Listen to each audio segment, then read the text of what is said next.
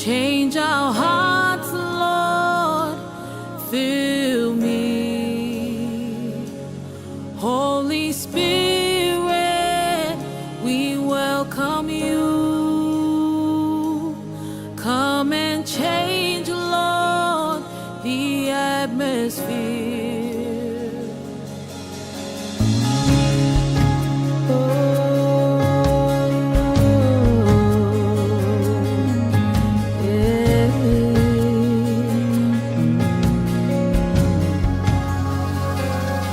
Holy Spirit,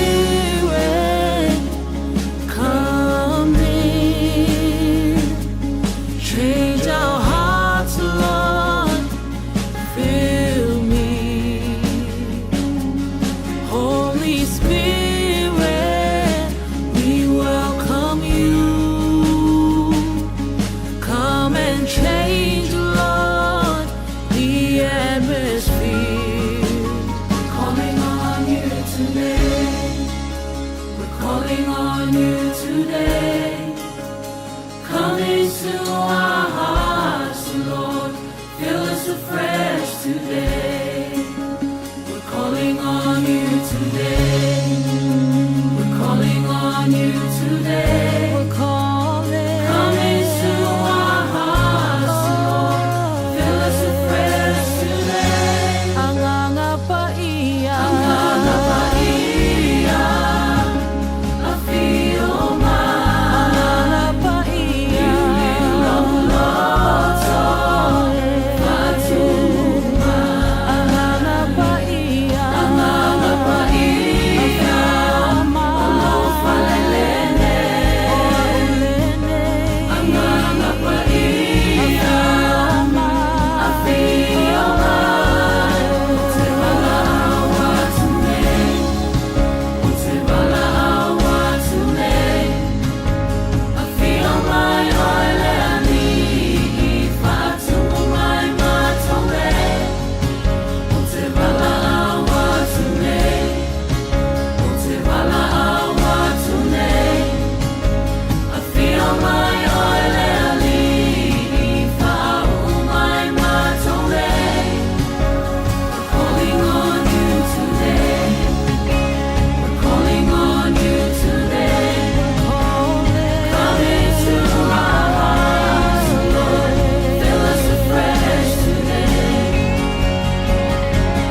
Lord, we welcome you as your presence fills this place. Lord, we welcome you. We call upon your name. Lord, we welcome you. We feel the warmth of your embrace.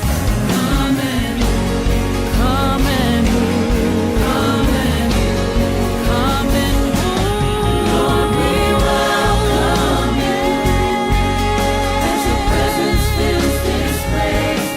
Lord, we welcome you. We call upon your name. Lord, we welcome you. We feel the warmth of your embrace. Come and move, come and move, come and move. We're calling on you today. We're calling on you today. Come into our hearts, Lord. Fill us afresh today. We're calling on you today. We're calling on you today. Come into our hearts, Lord. Fill us afresh today.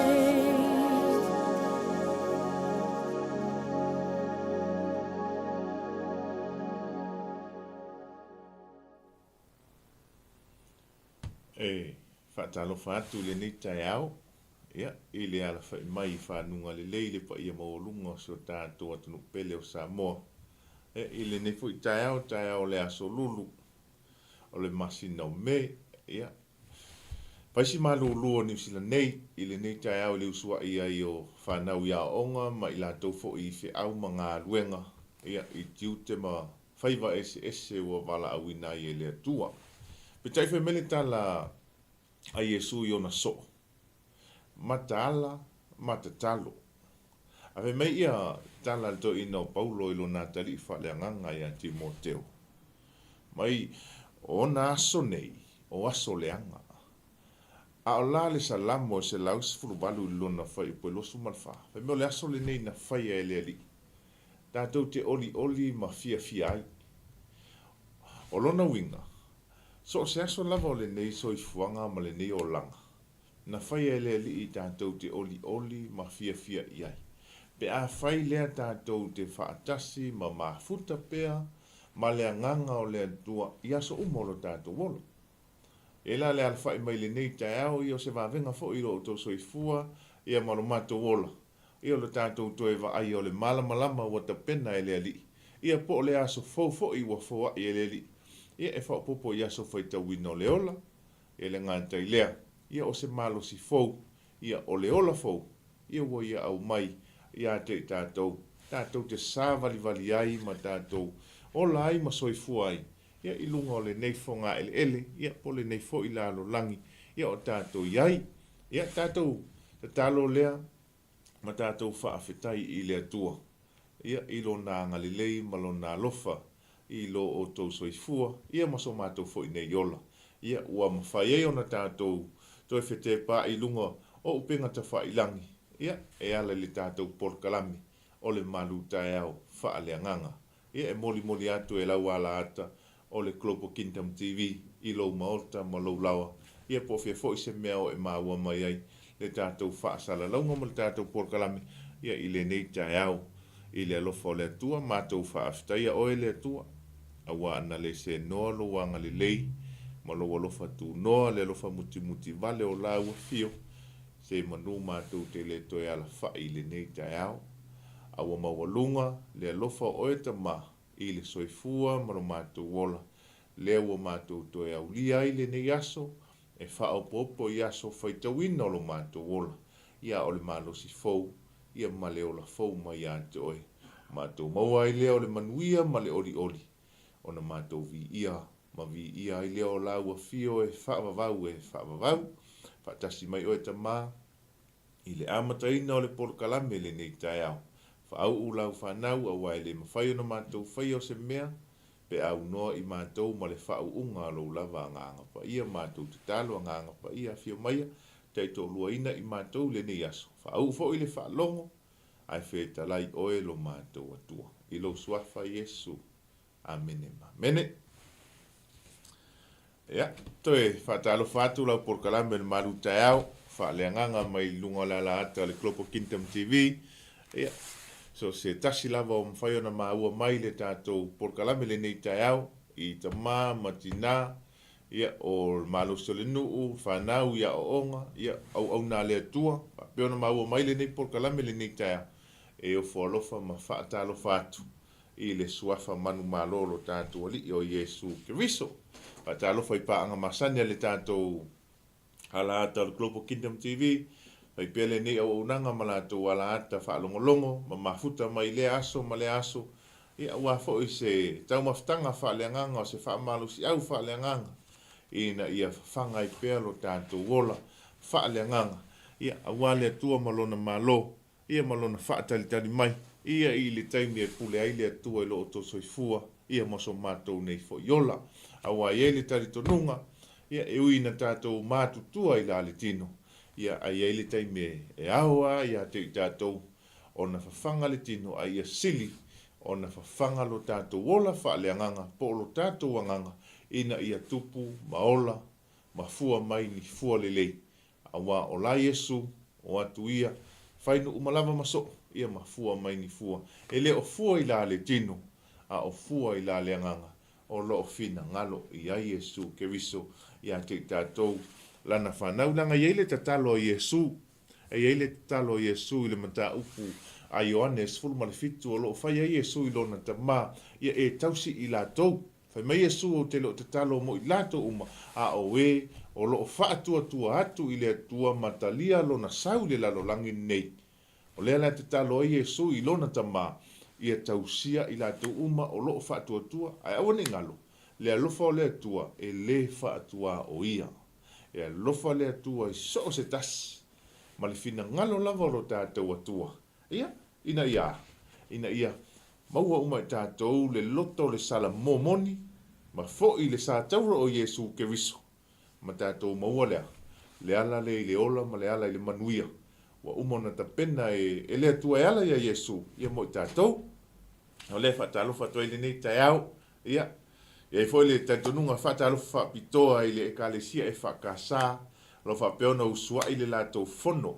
Ia o le vea so mulimuli le nei o le fontende i malua. Ia i whai au mo lātou whaletua, ma malu le aus fono, ia ma le pa ia la silasi, ia. Whatalofa atu lau por kalame le malu tai au, ia te oi le nei tai au, ia le taimi foi nei whai meli tala listo ina. Ia, matua i fiti lawar fua moa lātou ia. Taimi nei o le malu tai au, ia, a maea lau malu tai au whaali tino, ia, vai so awa noa mo se pānga noa lo taimi, ma futa mai le tātou por kalame, o le malu tai au whaali anganga, ia o se whi au, ia o se upu wha malo si au mai le a fionga le atua, ia e whai maoso le sāwalinga, ina ia manuia i fo ile nei aso wai, a tumu i tātou le tumu mai le atua. Ia le manatu ma le tali tonunga lau por kalame, po a le oso whainga le li o le nila lo langi tom whai whaaleanga, ma wha se selo waso. E le mawhai, pe a wha pelea e wha tumuina i tātou, pe wha tumuina to tono tātou tangata, po o le anganga, i le upua le atua, ia ma le anganga pa ia o le atua. Le anga o la le tusi whai mele tala le atua, tau te leilo ea, o tau tino, o le malu lea le atua, o lo o fio le anganga pa ia o le atua, i to tonu ia te tātou. O le lai fia nofo ai le anganga o le atua, i to tonu ia te tātou. Ai o lai mana o le atua, e ta tala o tātou loto, ina ia fio tu mau le anganga pa ia o le atua, i to tonu ia te tātou. O le la, e awa ia te tātou, o na matua, e ta tala o tātou loto i le atua. Ia i le nei tai au, ia, ma lo le ala whai mai i whanunga le lei, ia ua mawai atu le nā pōngi sa whiangai si o tātou atu nu uma mālo longa. Ia, sa tau matele e te pētua mania, ia whai ngā mālo longa sa ia si o tātou atu nu. Ia pētai, ia, o lewa tātou ala whai le langi mama, e lo le ta ape o pāpā, ia, i le soifua manuia mai le o tātou, tāpa au sili o le atua soifua, le atua e wha vaulo nā lofa ia te tātou, po le alo tātou o ese, ia po la fo i le telo taimi tātou te whaatua na iai o ia, whaangalo ia te ia, e le mawhai o na tuu la fo i tātou e le atua. Langa o le atua alofa, o lona lava fina ngalo, ina ia manuia i tātou, ma ia maua i tātou le salamo, e peo na tala noa i le atua, i lana upu, whai mai, e le whaatua i atu, ia le atua e whaatau nuu le mea wa ia fola ina e peo le manatu a isi tangata. Ai pei tai o loo whaatali le atua ina ia maua uma i tātou le salamo. Ia, ona whaatau nuu leo mea na ia fola ina. Ia o le whaatalofa atuai. Lau por kalame o le malu tai au whaaleanganga. Ia, i lou maota ma lou lawa. I le nei tai au, ia, i le tāpua inga mamalu nei o tātou ta māmati nā mātutua, ia, o lo lātou lea whaiwalo whirima i le aso, ma le aso, pō le whala maula le muli la, ma te talo i le atua e la vea i le soifua ma le ola, i le ngata le whanau, ia o onga, ia o le au whai ngā luenga foi, whata alofa i au auna tatofia le atua, ia, ma alofa i o le whaiva, ma alo le ngā lulue, i lo o tō wala awina, o le fola ina le o le tala le lei, ina ia manu malo ina mai a ina loto manganga. Ia au ngā lava le atua malana whaoratanga. Ia po le atua malona malo. Ia malo whai o le whai whaatumo le atua la o tō utu i le tō whapa ia mai lo tātou atua. Ia le au ngā lulue. Ia iso o se mtata, iso o se ngā luenga ua wala awa i le atua i lo o tō soifua. I tutono o ofisa mata ngā luenga o kampani, tua i ainga. Ia maso se mea lava o loo whapeona e tiute ma e ngalue ai. Whaatalofa atu ia te oe le uso pele. Le tua whawhine pele, le atari i le awhawhine le tamama le tina. I le suafa o lo tātua li o Iesu Keriso. Langa o le suafa le whai mai o le suafa sili, ua wha suafa ina ai e le atua lo nalo, e sili i suafa umalava. le suafa pele o lo tātou li o Iesu Keriso le li o leola ia o ia fai mai o ia o le ala o pumoni ma leola tātou te sauwhanga ai le manuia ia ma leola o tā pena i le atua whamanatu masani tau tua nā lo saunga le mu lungo le ala ia a fai wa tuai le ngaruenga au o le whaatopetopea le alu o lo sa o tele whaalawelawe tau ta avale o nisi o mauai le soifua ia le ngata fo i lea o lo whaata otoria i maota ngase ngase ona o le whaata mala le ngata i lea o le nau ina ia tuli le taimi ia ai ngalo ia te oe ia se whaalawelawe tele i mawhauwhawina ia o le whaamanatu lau porkalame le nei tai au ia tau tua nā le saunga le muilunga ala tele le ngata ia te oe o lo whaafoina le sa ia ai tau tua nā fo i la tō o lo sa valia au tafa le ala tele awa e sava vali malele mauti noa malele tali tonuina se whaalawelawe e tupu ai ala ona tupu ona o le whaau tauta o i tātou lo whaafoina ta vale i le aso ma le aso ia manuia fo i le whengai e o whanau ia o onga i le nei aso ia nisi o lo whapeo na whai excuse whapeo o mamai pea ia tautua nā lo vala awina tautua nā le avanoa e le maua whaalua le amanoa, e te matua loa te whiu te toi nau te toi whialu le aonga. Au teimi nei nai maua le amanoa, le ave i oe le ta māma le tina, e ave a o auina, oe le nei o langa o tātou iai le poto sala lau, whao ngā te tau le amanoa, whao ngā te tau le amanoa, le ua matu e māma taa tia te oe, te alu i le aonga. Oi fo eu whata o toria i mai o le tino, whata alofa atu ia te oi le nei tai au, ma moli atu whaimele tala paulo mai o ane le tama loa pipili le na nofo le malu o le matango fie. Le na nofo i aisi. Whaimai, pula toa mai a te i maua. Ma aisa o mai a te i maua. O la lai wha apeasi tama. O le la maua sana tupe i. O le la maua sana tupe te le wali i e to lua e watu. A whaimai le tala paulo. Usoi. E le ai se ma aulo ma se ma a rio. Ai tasi le mea ma o te awatu ia te oe. Ua na o le suafa o Iesu le Nasareta. Tu ia ilunga, masa wali.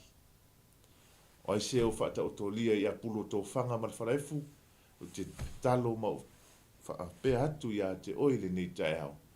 E le ai se tupe ma se a rio ala porkalame o le malu tae au wha le anganga e awatu ia te oe. Ai tasi le mea ma tau te awatu ia te oe. Ua na o le suafa o Iesu Keriso le Nasareta le ali o le ola, le fō mai sili, o ia e wha malolo mai, o ia na tau aveina o tātou ti ngāma, whainga tāma, pōpua ngāma mai lungo le sa tauro. O ona wha lava o malolo ai tātou, ma tau te wha apea tuai, i le suafa o Iesu e malolo ai, ti ngāma whainga tā, ma mai o le tino, o lo wha apea na whea ngai ei ma oi. Ta mā tina uso tua fine o lava le whanau whatau tori ei mai le tino i le suafa manu malolo tātou ali o Iesu Keriso e malolo ai o tau. Ia, o ai fo i o whatau whamanatuina le aso soi fua i le nei aso. Ia, anga le atu le atua, whaamanuia, whaopopo nisi tau sang se tele le soi fua, ia e whaauauai le vala awina. Ia, i le nei la lolangi i le tu mau, ia o tātou. Ola ma soifu ai, ia e manatu o le avavai fo le tātou porkalame le nei tāo maru tāo wha le anganga i le tātou peselea. Whai mai, a whai te oli i siva ia. Oli ia i le ali. Ia, ma saa mai i le nei tāo.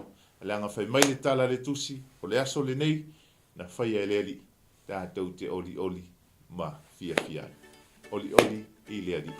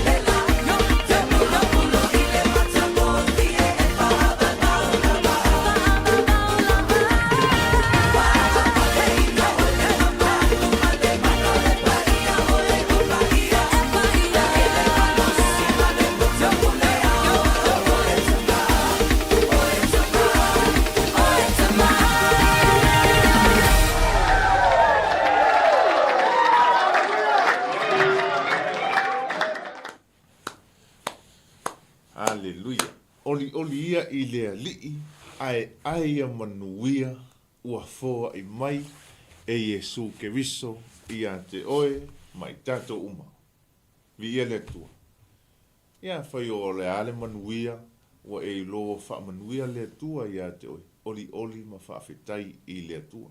Aua ni ngalo le wha awhitai I le tua, ia toe whaatalo whatua I le nei tu lai, le toe taliu mai o le tato porkalami, ia I woma pa anga le tato wala ata, wha pitoa se whaatalo wha tato tele I o le wha malusi au le nei tai au, ia I le wha tonu po le sunga wha whiangainga o le tato wala ata le Global Kingdom TV, le sunga ia Pastor Mike, Mikaele Preta malfalitua ia Sarah, ia o ila ua ia o lo wha urulu iai, ia le nei foi au nanga, ia o lo moli atu ai, se whi au o se wha malusi wha leanga, ia I lo maota ma lo lawa, ia walawa le tau so ina o le tatou whainga malanga po le wholaunga, ia I le nei so I fuanga, ia ma le nei o langa o tatou iai. Ai pitai o le tatou taimi, o le tatou whaamalosi au whaaleanganga, ia, whai fo I maoso le sāwalinga le nei aso, whai ma whaamalosi au ia te oe whia lava le mea o lo e iai ma e mafuta mai le nei tai au. Ia, e ai le tali tonunga, ia, momoli atu e le anganga pa ia o le atua, le tatou whaamalosi mo le tatou whi au le nei aso. Ia, whai fo I matau maftanga whaaleanganga ia te oe, ma whaamanatu ia te oe, ia, le lei, ma le matau tia, ao le oli e te maua, pe a whai, a e sao, le ala, e te savalia, e uina e whia ngai ma whita, ma whaingata, ia, whamele tala Yesu, e muli mai, le oli, e le mawhai e se tasi, ona ia ave e se ina. Mawale tātou whamalosi le tusia Ioane, evangalia Ioane, lona mta upo se fulma le ono, ia alona whai upo e lua se fulma le tasi, o le whaitawina e whapea, a whanau se whawhine ua ti ngā ai o ia, a ua o ilona aso, a uma ona whanau mai o lana tama, ua le toe manatu e ia lona ti ngā, ona ole oli ina ua whanau mai le tangata I le lalolangi. Amene. Mei a whanau le whawhine e ti ngā ai o ia, ai a uma ona whanau mai e ia le tangata I le lalolangi. Ia pe ua ola fo I le whawhine. Pe mei a ngalo ia te ia le ti ngā. Aia. Ai ia te ia le oli ina ua ia wa ai I le pepe na ia tau avena. Mei a iwa masina o tau avele tina le tama I ti iti to tonu o lona manawa. A tātou manatu ma mawhau I ai e le whaingo fie le tau aveina le tina o lana tama po le pepe to tonu o lona manawa. Langa e pui ma leo e wha pele ne ma umau le oloa tāua. Langa whai mai o le tama I ti iti po le pepe po le oloa tāua. O le mea fo I mai e le tua o le wha manuianga I to tonu o se a inga. Whai mai le tala Yesu le tusi lea. Whai mai o ti ngā e tau ave le whawhine. E la ngona e ia le matua I matui ma le ti ngā. I le teimi o le a whanau po le teimi o le a ola ai o ia. E tuu ese ina ai o ia ma le tangata fau. I le ti ngala le tala no ai lo tātou li o Yesu ke viso lo whatu saina I le whawhine ti ngā. Po le whawhine maitanga, pe a o ilona taimi po le aso, po le masina e whanau ai.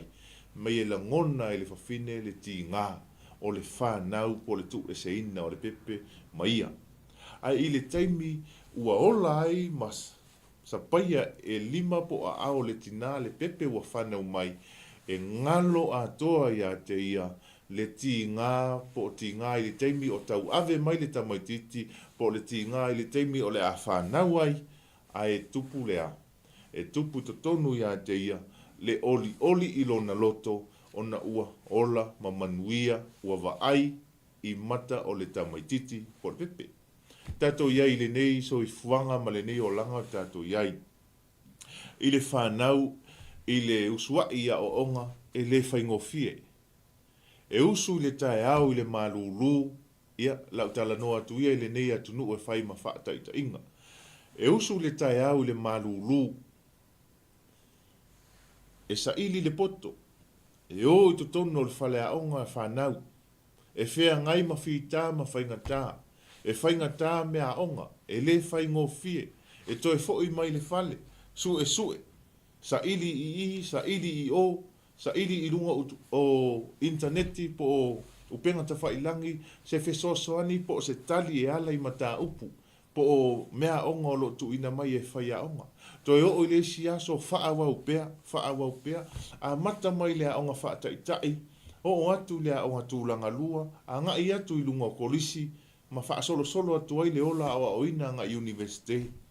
E ti ngā ma whainga tā, e le whaingo fie, o le ase tala, te leo na i o tātou walo ma whanau ma tupulanga, ua whaavaivaia, ua whaavai ma le iu le tau ma whainga ia o onga. Ia ona o le whainga tā o le ola o oina. O give up ngō fie o lātou mawhauwhau, ona ele ngata sa ili se tupe a mātua tutongi ei le pili a onga. Taunga tā le ola o oina. Lela wāwhai mea onga. Fiu e tau mawhai atu, ua tele le mea ua alu i ei mawhauwhau ma tā inga se I ai. O atu whaasanga atu le api a onga, lela whaasanga le api a onga. Ai, I tua atu o le nāti ngā mawhainga tā, o loo ta oto mai ai se manuia, po loo ta oto mai ai se oli oli. Ta maiti e whailanga ma whaataita inga, nei tātou walo ma whanau o lo whaapeona whai uina I le manuia, whaapaleina I le pūrou o le whauunga, whaofuina I le ofu o le fia, a o le whaatumuina I le loto o le oli oli. Ina ua e manuia, tau ma whainga e ala ia o onga. Tātou la ia na whaavaivai, o tātou mai tātou tue no nofu. Ma tātou tue tilo atu ana I o uso mautua whaafine o onga na o toua o onga whaatasi, ua whaapaleina mai le whauunga. Ona e whasili I fole o oi a te oi. Lāne mea lau le maua I le oli le la. A o le teimi le I tamai titi le ua uu le pūrou. Le ua ofu le ofu whaau. Ua matua I umma mea Pau le mea ia te ia. Ua matua I tumu le loto I lea. Fia oli ia, oli matua, oli lona ainga. Ai sea, langa fu o lau o tini tau lau le wha moi. Ai ata tau o lo wha vai. Ai ata tau o lo fiu ngō fie. Ai ata tau o lo se le ala o lo tātou sāwa vali ai. Ea, e ele manatu ma le langona lau por karambe. O lo wha peona e mo o I le tūlanga le la. Ai te loa. Tasi ale me te mawhaiona e tau ali taua. Tau le suafa o Iesu I le loto mawalalo ma lau tali tonu. O le wha malosi mo tupulanga talavau ma whanau ia o onga. Finau. Aua lava e te fiu ngofie. Le soifuanga ma le olanga le neu tato ia. I le whai ngofie. Tele fita ma whaingata. Tele lui tau e ui e le sa valinga. Ai petai. E te whaavai loa. Ona se lo le me e iu I ai le ola. Ai a mai Iesu e tau tailo waa tamatiti a onga. Pe a mai Iesu e a o atu I a te oe ma losi I a te oe e ala I le taito olua ina o oe I to tonu o le potu a onga I so se a onga ma so se mea o lo o tau ina ai. Na e tali tonu le e iu le manuia. Ona fai mai ai leo le tātou matua po le tātou fai tau le nei tae au. Pe mai e ngalo le ti ngā. Ai tumu le oli.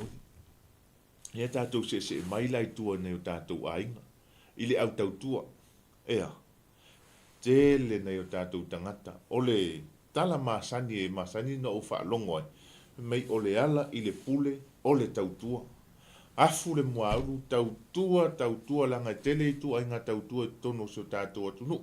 Tau tua matavela, tau tua toto. Te loi o isi I tua inga tau tua. E whai ele tangata tautua, ina ia, o le naunau ta inga, ina ia pale le suafa matai, ina ia pale I whaamanuianga ale a inga. Ia, e petai le nei taimi ua sawasawa ma losi le tūlanga tau se leni tūlou, ai o le mele sa iai so tātua tunu I la aso, tautua, a afu lau tautua, ia, u whai mai le tala le sao po matai ele a inga, ia, o le a whaasuafa ia si tama lea ona uafu lana tautua I tono so tātou ainga. Ia, ona whaapaleina lea. E ngalo uma ti ngā o le usu le tae au le maumanga, susu le sami, whia lava le mea te alu iai, tautua le matai, tautua le lotu, tautua le ainga, tautua le nu. Au le teimi e whaapale ai o e lea. i le suafa matai o lo ainga. Me ese fo i le langona o le oli e tu ina atu i a te oi. E te maua le oli. Aisea, ona o ti ngā mawhainga tā le ui mai e le tātou sāwalinga. Whamalosi. E whamalosi pēr lau por kalame le nei te hao. Aua lava tātou te toi whawai. Ai, pau a lea o le ala. Ta lia o Yesu i tono lo loto. E te lua sāwa vali whaatasi. E te lua tauamo whaatasi le lua avenga. Langa o Yesu e wha mai le amo lo i a te oi. Le ale ma mafa lo e tau aveina le nei te au. Po le nei aso e wha mai Yesu i a te oi. Pea whai e te whaatanga Yesu. Le li o le ola e whai mali i ma whaola i a te oi. Ia.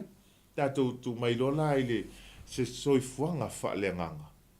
E le whai ngofi le tātou ola i le sāwalinga wha le nganga. I le tala Yesu i ona soo, ona sai. E maua o tau e puapuanga, e maua o tau e tinga, ai whamea, tātou te toe wheiloai. Tātou te toe wheiloai, e whaatumuina o tau i le oli, e le ai se tasi, e mawhai o na ia ave e se ina. Le oli mai to tonu i a te tau. Le ata o loo tātou iai, le nei vai tau ma le soifuanga, le nei o langa tātou te iai. Ina ua tātou tā lai ma fola, le fina ngalo o le atua, whea lava le me te whaasoa atuai, ono sa i whita ma whaingata.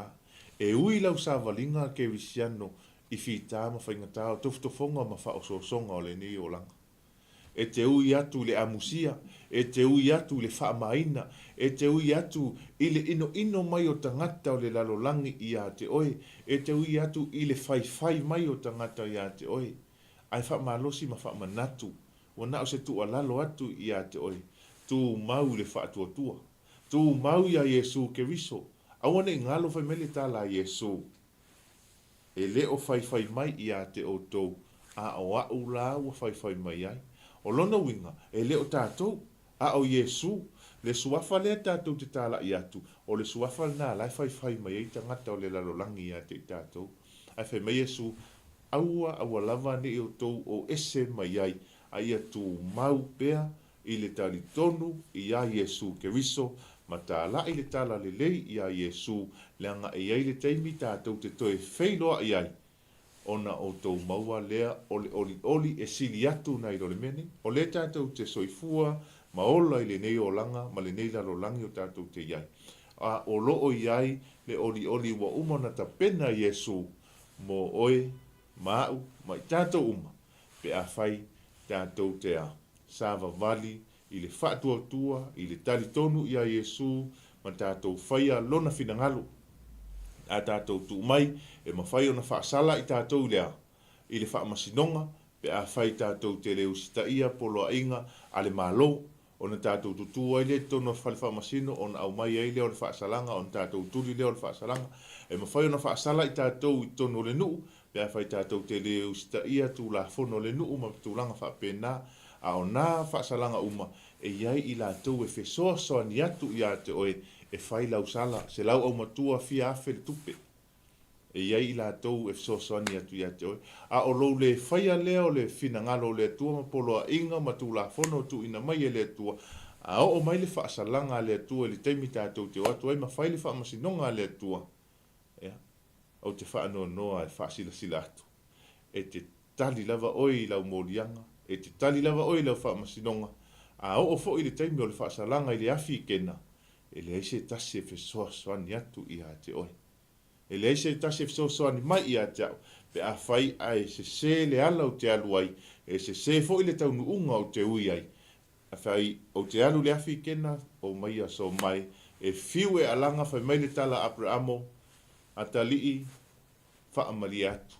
Ua vai le vanu i tātou, e le mawhai atu i nei o na sao atu i nā, e le mawhai i nā o na sao mai i nei.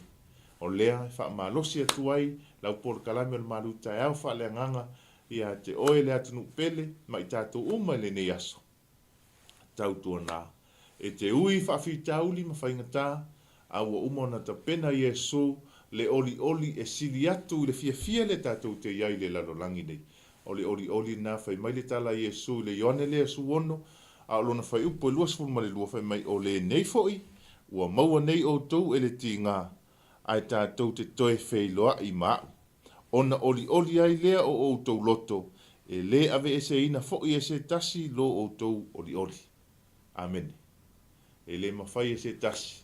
Ona ia ave e se ina oli a te i tātou pe a whai tātou te whaia le fina ngalo o le atua e ala le tātou sta ia o ana polo inga ia mana whaatonunga o loo wheta lai mai ai le atua ia te i tātou e to tono o lana upu po to tono o lana tusi ia tātou whaamalosi nasa mo le atunu pele le nei tai au i ai le manatu mo moli atu e le anganga pa ia o le atua le nei whaamalosi ina ia ina se loto ma se anganga manu malo ina ia ua lava le atua malana whaoratanga tama whaafetaite le lava i le nei tai au whaatai i le upu mai la ua fio e tau so ina ai la mātou sa valinga mātou te talo whaamone mole le atua awane isua malia la mātou tala noa awane isua malia mātou upu le whaalongolongo tangata awane isua malia ia te i mātou ina nei whaalea o ngā ina le sa tauro o ke riso ma an mātou te talo anganga pa ia mo moli e la ua fio whaatoa e oe le upu le nei tai au ai aina loto ma fina ngalo manu malo ina a wala ua fio ma le whaonatanga ta ma a iei se upu o mātou tala noa ai le atua i le tusa ma lo fina ngalo whaamole mole ta ma whaamangalo mai i mātou whaamanuia sa moa le atunu pele le nei aso whaamanuia iou tangata fuafuanga o le nei aso kava masausawina i mātou tama i le mana o lau toto Iesu Keriso. I watu me uma i a te oe Iesu. Amene ma amene. Ia o le tātou porkalame nasa amona tunu pele le nei tai au. Malu tai au wha le nganga. Ia, talo ina ia maua se wha malu si au au se oso le nei aso. Ia a matai whi au mga luenga. Ia se ia o lava ina i ule nei aso ina ua po. Ia, na fo se upo le tau tamali ila atou whaafonga anga. Ia, malu ave whale loto mo finangalo. Ui mangalo se seo la o tau au auna.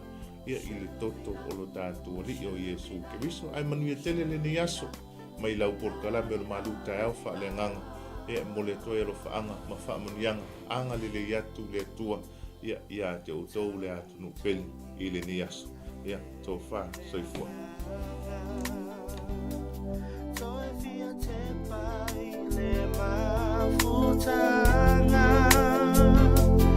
Oe pele i le loto le nei ua vala